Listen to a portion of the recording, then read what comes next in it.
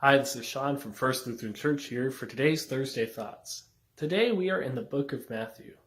Matthew 22:15-22, but more specifically from 19 to 22. In 15 to 18, the Pharisees have decided they're going to trap Jesus once again.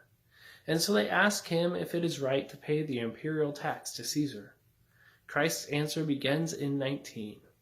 Show me the coin that is used for paying the tax. They brought him a denarius, and he asked them, whose image is this, and whose inscription? Caesar's, they replied. Then he said to them, so give back to Caesar what is Caesar's, and to God what is God's. When they heard this, they were amazed, so they left him and went away. I think the piece that really caught my attention was that Jesus asked whose image was on that coin. When we discuss this text, we often head towards a political debate or debate about taxes, and we always kind of get off track from what Christ might have actually been saying. What if he was, instead of really discussing taxes, was discussing image? The coin is made with the image of Caesar on it, but we are made in the image of God. If you're on any social media site, Facebook, Twitter, Instagram, Snapchat, you will notice selfies, tons of them, and they are everywhere. I know I'm definitely guilty of taking selfies, usually with my kids or my wife while we're out and about. Selfies are a popular way to share where you are and who you're with and what you're doing. Sometimes it's a picture at the ocean, sometimes a picture at a concert, sometimes at school, sometimes people take them at church.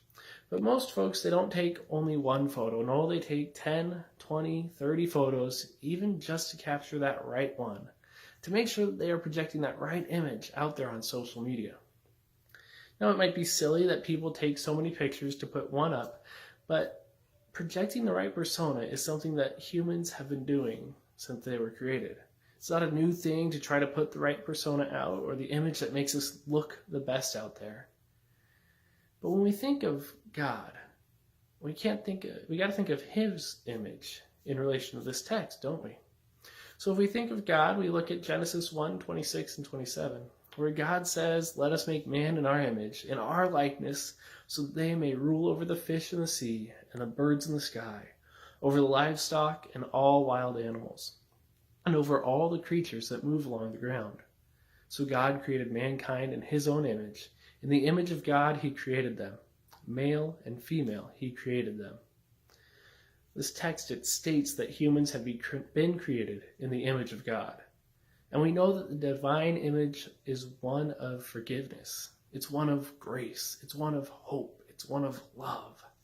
If we truly are made in the image of God, it stands to reason that we are called to emulate that image in our relationships with others. Maybe today you're struggling to respond well to your kids. Maybe you're facing a situation where you've been wronged. As children of God, we are called to emulate his image that is on us. If you've been wronged, step up and forgive. If you are in a place to offer someone grace, do it. If you can live out your life in the hope of Christ and have that on display, and always let his love rule your heart, your mind, and your actions, so that others might turn to God in their time of need. Now, this Sunday, I invite you to join us for worship at either our 8:30 a.m. traditional service or the 10:51 contemporary service. Thank you for joining us this week. Go in peace and serve the Lord.